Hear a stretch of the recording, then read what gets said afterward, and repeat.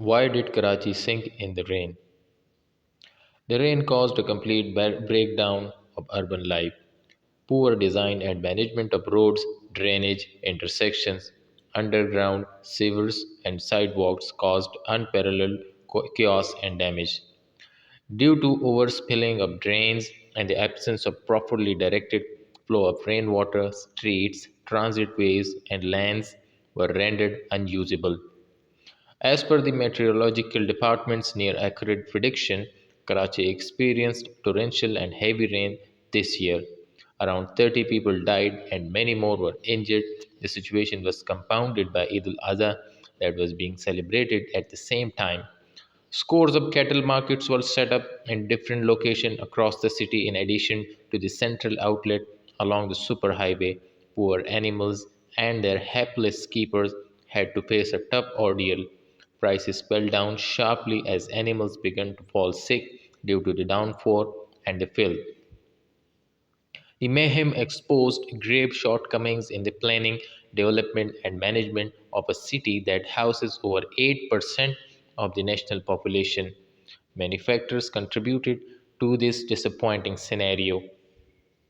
The lack of any bulk drainage mechanism along the major streets was an obvious cause of the problem. It is ironic that the prime corridors II Chandrigar Road, Shara Faisal, Shahid Millat Road, Karsaz Road, Maulvi Tamizuddin Road, Shara Faisal, Shara Pakistan, and many other arteries all became pools of water.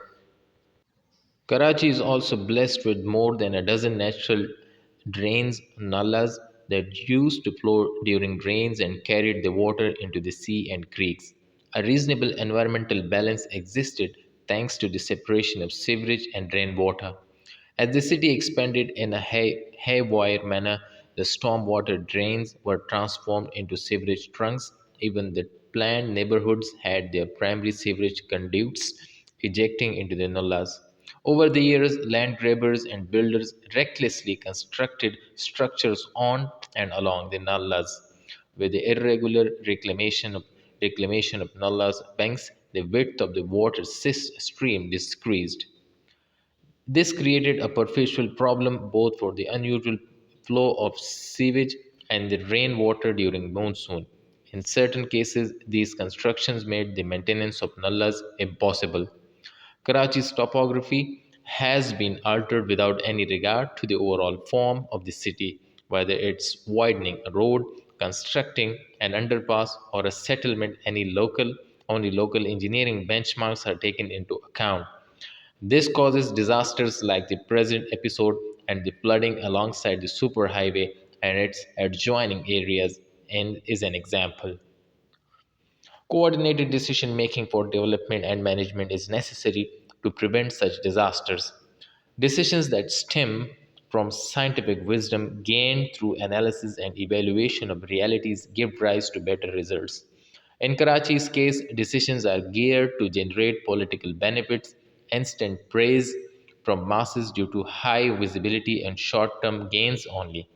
Neglect of neglect of pressing issues in favor of standalone mega projects and the over dominance of the provincial government on the local tiers of government are just the few glaring issues.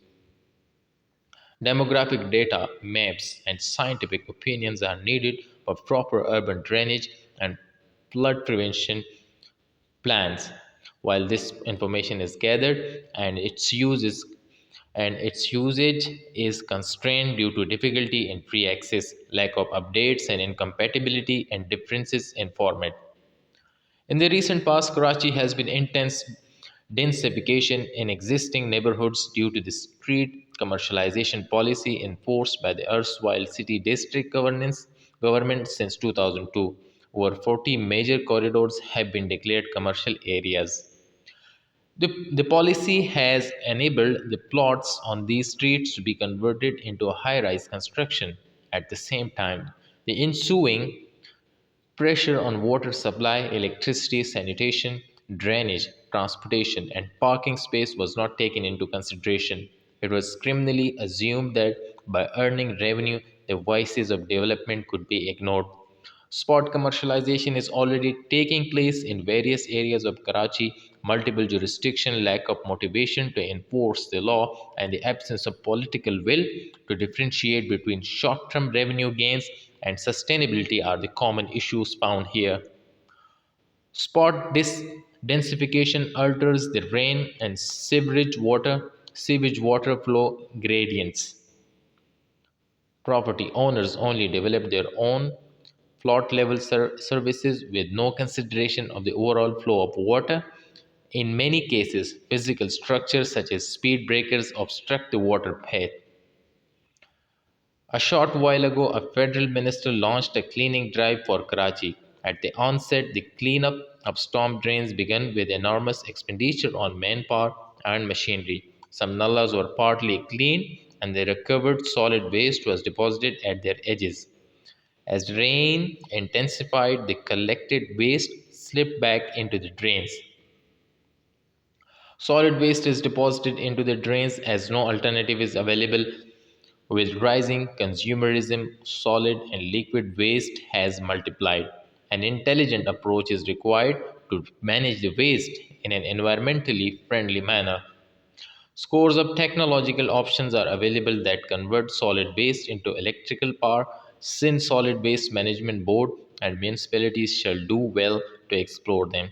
This would also ensure proper flow into nullas and prevent them from becoming a total liability.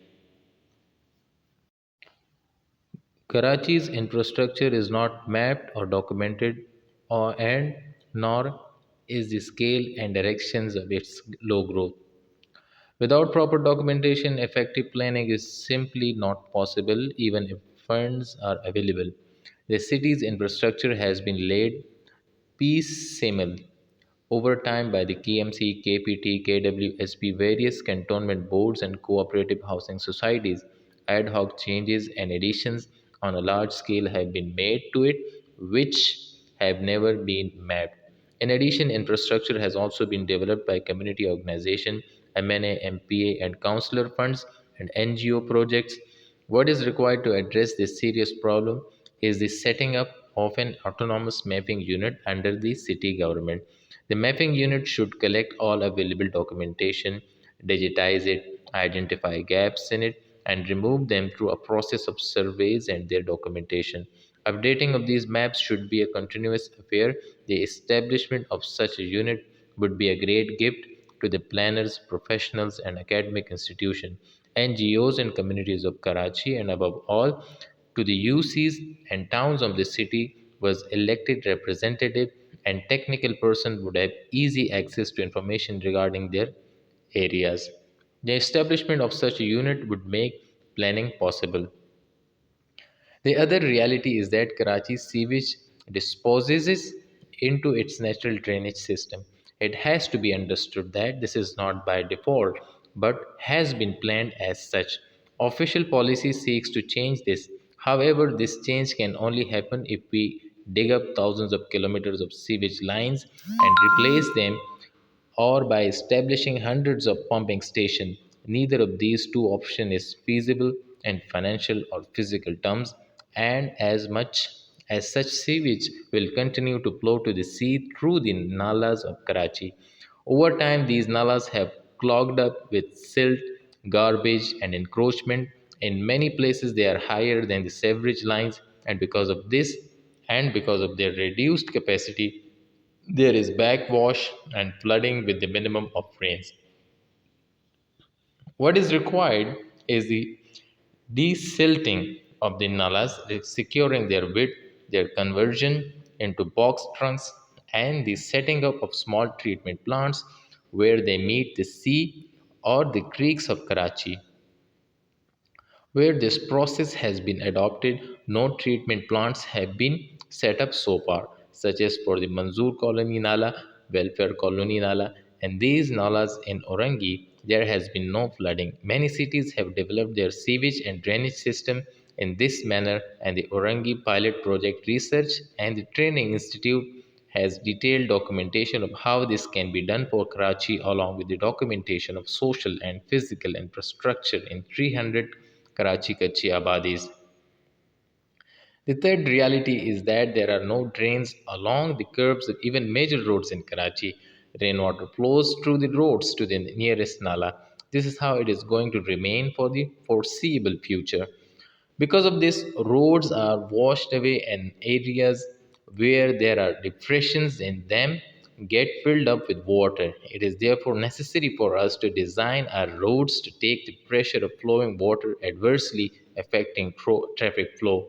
Also, we should identify all depression and mark them. These areas should be filled up where possible, or they should be linked to the nearest disposal system that is available. The process of creating drains along the curbs is a long and expensive one and may take over many years to complete. Documentations, plans, and policy decisions are essential for development but do not bring about development. For policy to be realistic, ground realities have to be taken into consideration, and to implement policy and plans, effective institutions are required. Policy decisions regarding Karachi's development plans and projects have been grandiose and not related to the realities on the ground and the priority needs of its citizens. The vast majority of whom belong to the lower income groups and are not car owners. Policy has been based entirely on the megalomania of politicians and the fantasy of their planners, nor does Karachi have effective institutions to implement plans and projects. According to press reports and various government documentation, 460 million rupees were spent on the Karachi Development Plan 2000 and rupees 340 million rupees have been spent on mass transit studies. Neither have yielded any results, and an UNDP sponsored evaluation of the former had identified various shortcomings and predicted that it would never be implemented because of them. On the implementation and management side, the KWSP has borrowed heavily from the ADB for Development Bank. The creation of effective planning and implementation of institutions requires professionalism which cannot be acquired by state organizations because of their low salary structure. It is therefore necessary to explore other avenues such as hiring professionals on contract. Also, professionalism cannot be created in planning, management, and implementation institutions if they are subject to the whims and political considerations of the elected representatives, or, as often in our case, undemocratically appointed ministers and governors. Many of Karachi's institutions who had considerable expertise and knowledge have been destroyed over time through a process of nepotism, and decisions based on political expediency. Rules and regulation needs to be revised and procedures put in place to make it impossible to violate them. The Karachi Nazim, or mayor, who has inherited a physically ravaged city with demoralized and ineffective management institution, is now looking for money to set things right. It is hoped it is hoped that he will take the ground realities of the city into consideration when taking policy decision. And for doing this, he is also he is he will also initiate a process of public consultation with those individuals and institutions who have been working on the infrastructure related issues.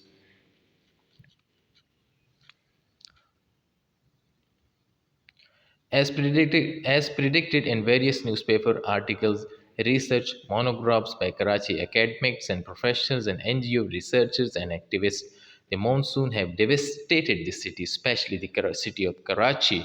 They will devastate the city again, irrespective of how much money is invested on the rehabilitation of the city infrastructure. Unless three important realities are understood and addressed, these realities are discussed below. Hope you have liked the video. Please like, share and subscribe our channel and watch our video on regular basis. Thank you for watching. Thank you very much.